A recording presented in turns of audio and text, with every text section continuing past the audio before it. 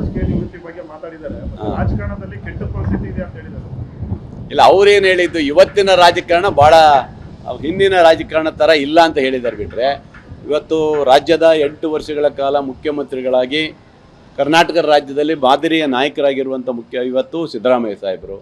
ಅವ್ರ ಬಗ್ಗೆ ಹೇಳಲಿಕ್ಕೆ ಹೆಚ್ಚಿಗೆ ಹೇಳಕ್ಕೆ ಬರೋದಿಲ್ಲ. ಯಾಕಂದರೆ ಅವರೆಲ್ಲವನ್ನ ತಿಳಿದಂಥವ್ರು, ಹಿಂದಿಂದಲೂ ಸಹ ರಾಜಕೀಯ ಶಕ್ತಿಯಾಗಿ ಬೆಳೆದು ಇವತ್ತು 8 ವರ್ಷಗಳ ರಾಜ್ಯದಲ್ಲಿ ಮುಖ್ಯಮಂತ್ರಿ ಆದಂಥವ್ರು. ಅವ್ರು ಹೇಳಿರೋದೇನು, ಮುಖ್ಯಮಂತ್ರಿಗಳು ಆದಾಗಲೂ ಒಂದು ಸರಿ ಹೇಳಿದ್ದಾರೆ, ನಾನು ಮುಂದಿನ ಚುನಾವಣೆ ನಿಲ್ಲೋದು ಡೌಟ್ ಇದೆ ಅಂತ ನನಗೆ ಹೇಳಿದ ಪತ್ರಿಕೆಯಲ್ಲಿ ಹೇಳಿಕೆ ಕೊಟ್ಟಿದ್ದರು. ಚುನಾವಣೆ ನಿವೃತ್ತಿ ಆಗಿದ್ದಾರೆ ಅಷ್ಟೇ, ಆದರೆ ರಾಜಕೀಯದಲ್ಲಿ ಅವರೇನು ನಿವೃತ್ತಿ ಆಗಲ್ಲ. ಅವರ ಆದರ್ಶಗಳು ಮತ್ತು ಅವರ ನಾಯಕತ್ವ ಮುಂದಿನ ಚುನಾವಣೆಗೂ ನಮಗೆ ಬೇಕಾಗಿದೆ. ಖಂಡಿತ ಮಾನ್ಯ ಮುಖ್ಯಮಂತ್ರಿಗಳ ಜೊತೆಗೆ ಅವರು ಜೊತೆಯಾಗಿ ತಮ್ಮ ಕೆಲಸವನ್ನು ಮುಂದುವರಿಸ್ಕೊಂಡು ಹೋಗ್ತಾರೆ ಅನ್ನೋ ನಮ್ಮ ಒಂದು ಆಸೆ ಇದೆ.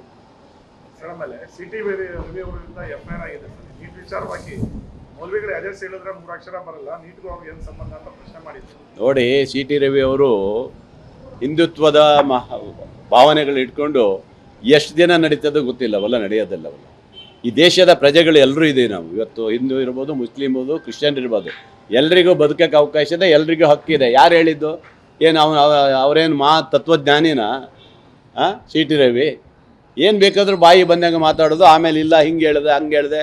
ಅವ್ರ ಮೇಲೆ ಚಿಕ್ಕಾಪಟ್ಟೆ ಕೇಸ್ಗಳಿರ್ತವೆ. ನೋಡಿ, ಈ ಥರ ಒಬ್ಬ ರಾಜ್ಯದ ಮಂತ್ರಿ ಆದಂಥವ್ರು, BJPಯ ಒಬ್ಬ ನಾಯಕರಿದ್ದಾರೆ, ಅದು ತಿಳ್ಕೊಂಡು ಮಾತಾಡಬೇಕು. ಯಾವುದೋ ಓಟಿಗೋಸ್ಕರ, ಒಂದು ಸಮಾಜ ಒಲಿಸೋಕ್ಕೋಸ್ಕರ ಮುಸ್ಲಿಮರ ಬಗ್ಗೆ ಇನ್ನೊಬ್ಬರ ಬಗ್ಗೆ ಮಾತಾಡೋ ಪ್ರಶ್ನೆ ಇಲ್ಲ. ಮುಸ್ಲಿಂ ಜನಾಂಗ ಅವರು ವಿದ್ಯಾಭ್ಯಾಸ ಮಾಡೋದ್ರಲ್ಲಿ ತಪ್ಪೇನಿದೆ? ಅವರೇನಿಲ್ವಾ? ಈ ದೇಶದಲ್ಲಿ IAS ಆಫೀಸರ್ ಎಂತೆಂಥವ್ರು ಇಲ್ಲ? ಇವತ್ತು ಇದ್ದಾರೆ. ಎಷ್ಟು ಆಫೀಸರ್ ಇಲ್ಲ? ವಿಧಾನಸೌಧದಲ್ಲಿ ಎಷ್ಟು ಜನ IAS ಆಫೀಸರ್ ಇಲ್ಲ? ಹಾಗೆ ಸುಮ್ಮನೆ ಬಾಯಿ ಬಂದಾಗೆ ಮಾತಾಡೋದಿಲ್ಲ, ಅವೆಲ್ಲ ಮಾತಾಡೋದು ತಪ್ಪಿದೆ.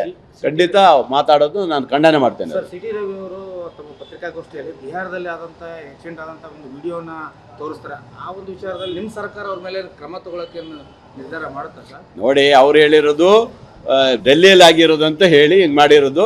ಅದು ಡೆಲ್ಲಿಲಲ್ಲ ಅಂತೇಳಿ ಇವತ್ತು ನಾನು ನೋಡಿದೆ, ವಿಡಿಯೋದಲ್ಲಿ ನೋಡಿದೆ. ಅದು ಬಿಹಾರದಲ್ಲಿ ನಡೆದಿರೋದು. ಆ ಘಟನೆ ಇಲ್ಲಿ ಬಂದು ಹೇಳಿರೋವಂಥದ್ದು ಸುಳ್ಳು ಹೇಳಿದ್ದಾರೆ. ಎಲ್ಲದಕ್ಕೂ ಸುಳ್ಳೇ. ನಿಜವಾದ ಮಾತು ಯಾವತ್ತೂ ಸಿ.ಟಿ. ರವಿ ಅವರು ಹೇಳೋದಿಲ್ಲ. ನೋಡು, ತಗೋಬೇಕು. ಈಗಾಗಲೇ ಕಾನೂನೇ ತಂದಿದ್ದಾರಲ್ಲ, ಸುಳ್ಳು ಖಂಡಿತ ತೋರಿಸ್ತೀವಿ ನಾವು, ಬಿಡೋದಿಲ್ಲ. ಯಾಕಂದ್ರೆ ಕಾನೂನೇ ತಂದಿದ್ದೀವಿ. ಇವತ್ತು ಯಾರು ಉಗ್ರವಾದ ಭಾಷಣ ಮಾಡ್ತಾರೆ, ಕಡಿ ಬಡಿ ಅಂತಾರೆ, ಅಂಥದ್ದೆಲ್ಲ ನಿಲ್ಲಿಸಿದ್ದೀವಿ. ಹಾಗಾಗಿ ಆ ಶಾಂತಿಯುತವಾಗಿರಬೇಕಾದ್ರೆ ಈ ಥರ ಬೆಂಕಿ ಹಾಕುವಂಥ ಕೆಲಸ ನಿಲ್ಲಿಸ್ಬೇಕು. ಅವರು ಸಿ.ಟಿ. ರವಿ ಅವರು ಒಬ್ಬ ಹಿರಿಯ ನಾಯಕರಾಗಿ, ಒಬ್ಬ ಮಂತ್ರಿಗಳಾದಂಥವ್ರು, ಯಾರ ಬಗ್ಗೆ ಏನು ಅವ್ರಿಗೆ ಏನಾಗಿದೆ ಈ ದೇಶದಲ್ಲಿ? ಸಾಹೇಬ್ರ ಬಗ್ಗೆ ಮಾತಾಡಿದ್ರೆ ಆಯ್ತು, ಅವ್ರಿಗೆ ಒಂದು ಓಟಿನ ಬ್ಯಾಂಕ್ ಸಿಕ್ದಂಗೆ. ಅವ್ರ ಬಗ್ಗೆ ಮಾತಾಡಿದ್ರೆ ಅವ್ರಿಗೆ ಏನೋ ದೊಡ್ಡ ಲೀಡ್ರು ಅಂತ ತಿಳ್ಕೊಬಿಟ್ಟಿದ್ದಾರೆ. ಅದನ್ನು ಮುಗಿಸೇ ನಾವು ಬಂದಿದ್ದಾರೆ ಕಾಂಗ್ರೆಸ್ನವರೆಲ್ಲ. ನಮ್ಮಲ್ಲಿ ಪ್ರಜಾಪ್ರಭುತ್ವ ವ್ಯವಸ್ಥೆಯಲ್ಲಿ ನಮ್ಮಲ್ಲಿ ಎಲ್ಲ ಜನಾಂಗವನ್ನು ಒಟ್ಟಿ ತೆಗೆದುಕೊಳ್ಳುವಂಥ ಕೆಲಸ ನಾವು ಮಾಡೋದ್ರಿಂದ ಅವರಿಗೆ ಒಂದು ಏನಾಗಿದೆ ಅಂದರೆ ಜಾತಿಯ ಆಧಾರದ ಮೇಲೆ ಹೋಗಿ ಹೊರಟಿದ್ದಾರೆ. ಇದಕ್ಕೆ ಖಂಡನೆ ಮಾಡ್ತೇನೆ ನಾನು.